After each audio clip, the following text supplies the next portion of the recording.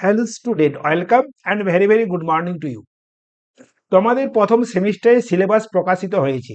ফিজিক্সের প্রথম সেমিস্টারে থাকছে, দেখো, ফিজিক্যাল ওয়ার্ল্ড অ্যান্ড মেজারমেন্ট, মানে কি বলতো, একক একক ও পরিমাপ পদ্ধতি।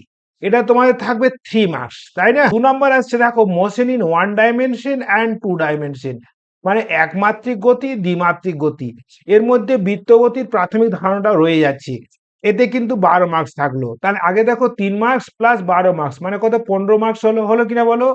তারপরে দেখো তোমাদের আসছে লজ অফ মোশন, মানে নিউটনের গতিসূত্র। দেখো এই নিউটনের গতিসূত্রে 8 নাম্বার। এতে কি কি থাকছে বলো তো?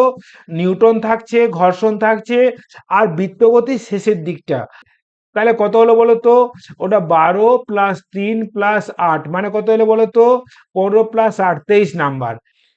এরপর নেক্সট তোমাদের আসছে কি বলতো, কার্যক্ষমতার শক্তি। এতে 5 নাম্বার থাকছে। দেখো এখানে কার্যকর শক্তির সঙ্গে দেখো বৃত্তগতির উলম্ব বৃত্তগতিটা দেওয়া আছে। লাস্ট যে টপিকটা থাকছে 5 number, motion of system of particles of rigid body. এতে 7 নাম্বার থাকছে। অর্থাৎ তোমরা যেটা স্থিতিবিজ্ঞান পড়েছিলে আর কি বলতো ঘূর্ণগতি পড়েছিলে, এটা একসঙ্গে রয়েছে।